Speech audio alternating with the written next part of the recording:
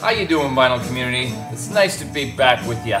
Nice to be making videos. You can see me. I can't see you, but I see you in your videos. It's really good to be back making videos. It feels really good. I'm doing my little bits of research and stuff still, because it's just it's relaxing for me to do that for some reason. For this video, I'm going to be answering Sarah's thread about drug-related music and records. I have quite a few that I feel would be quite good under the influence of drugs, perhaps. I'm not even sure if that's the main, scope of this thread, but that's what I'm going to do anyways. When you hear an album and you know it's really trippy, then that would be drug-related if you ask me. Okay, so starting with the group that we're hearing in the background here, I just got this and it's really incredible. I love it. It's kind of like drone folk rock, kind of not really folk, I guess, more like drone rock, psychedelic drone rock with really repetitive beats and stuff. And that band is originally from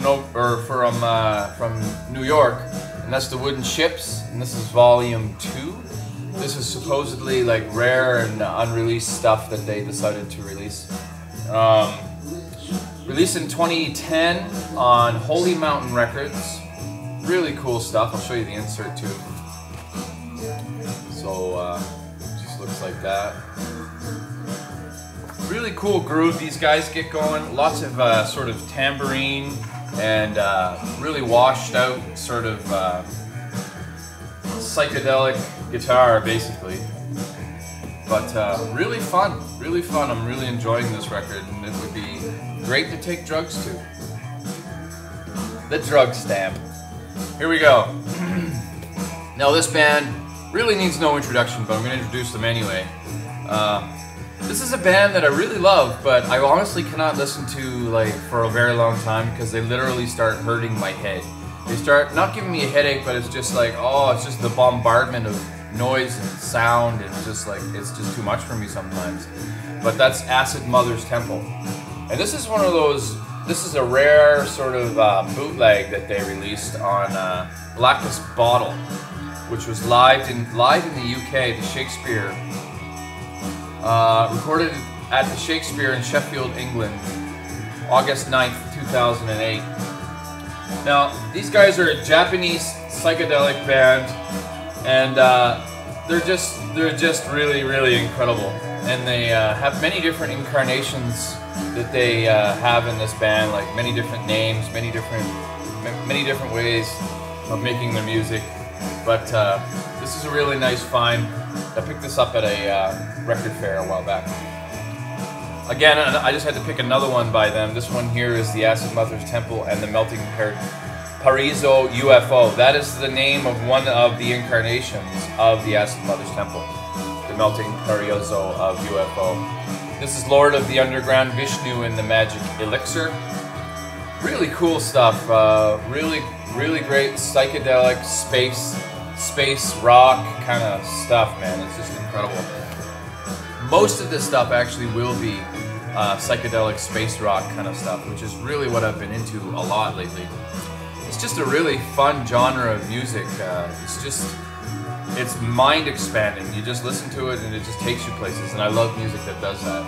And this is no different. This band here, Cloudland Canyon, Let In Light on Cranky Records.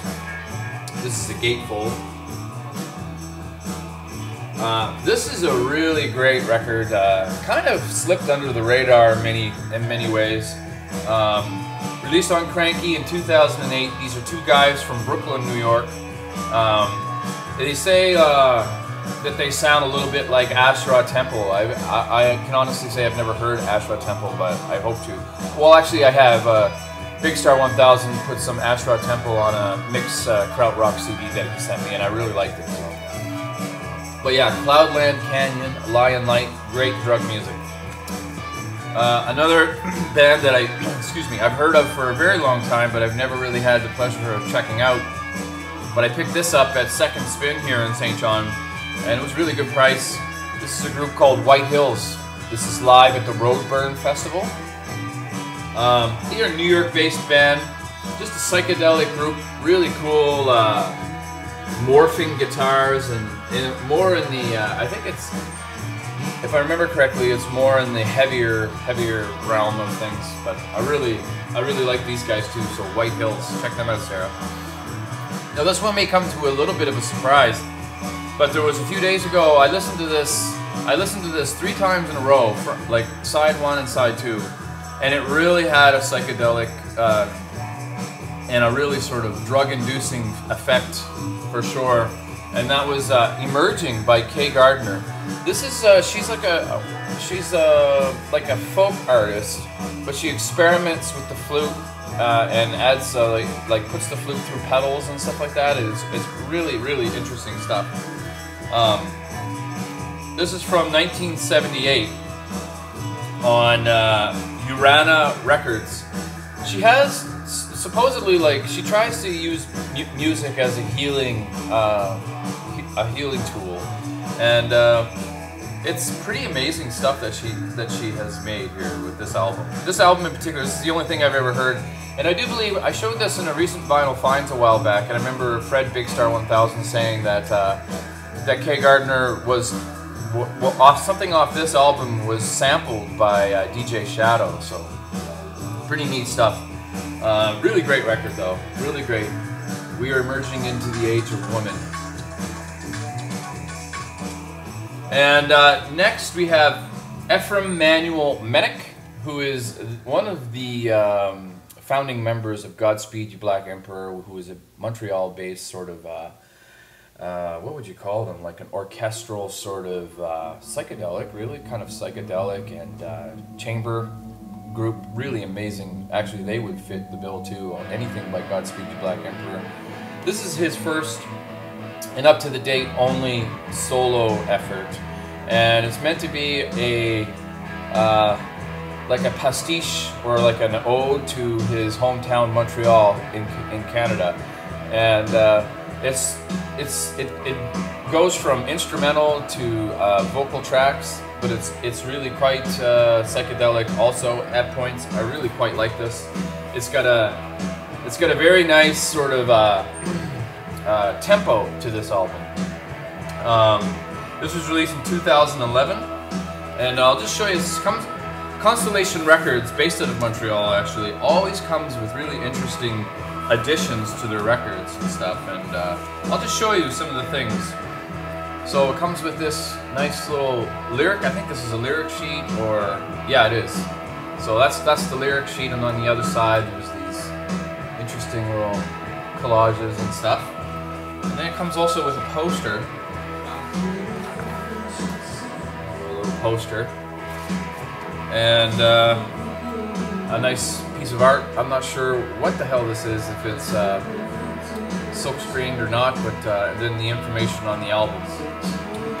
And it also came wonderfully enough with an actual CD of the album, which I love it when record labels do that, you know? It's always enjoyable.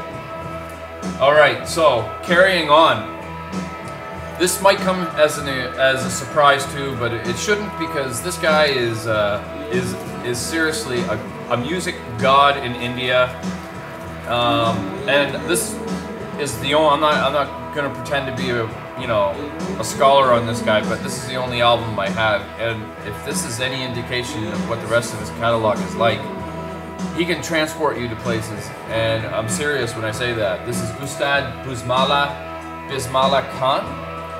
Really incredible trance-inducing music from India. Just really wonderful, eye-opening, mind-expanding music.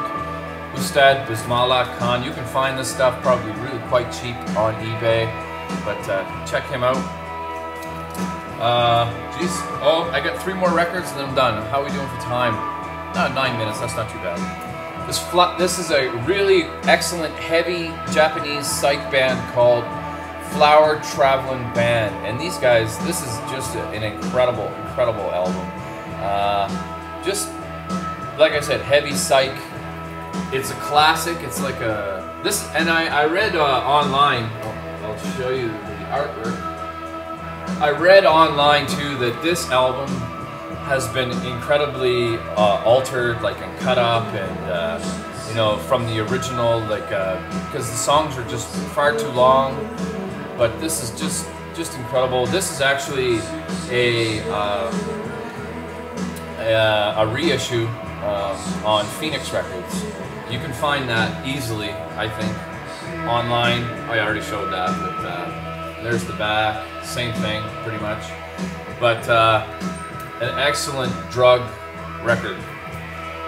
Now, I'd be remiss if I forgot one of the most amazing artists in the 60s and 70s. And I mean, even before that, he was making music that wasn't necessarily drug-inducing, but the stuff that he did in the 60s and 70s, to me, is untouchable. Like, musically, it's untouchable. But so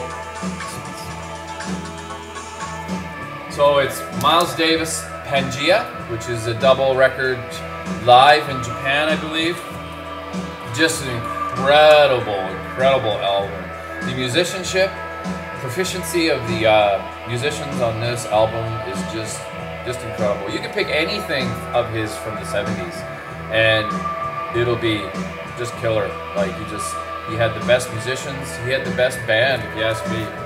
But so that would go that way, kind of thing.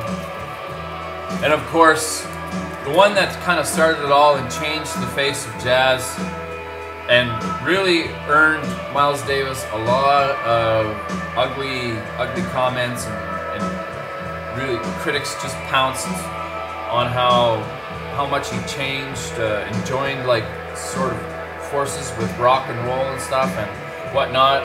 But that was Miles Davis's Bitches Brew, and this is no doubt a drug record.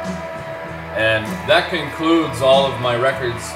Well, not all of them. There's probably 3 dozen more in the collection, but those are the ones that I just pulled quickly to add to your thread. So I hope you enjoyed it, and thanks for watching, and please comment. I love talking to you guys, so take it easy. Bye-bye.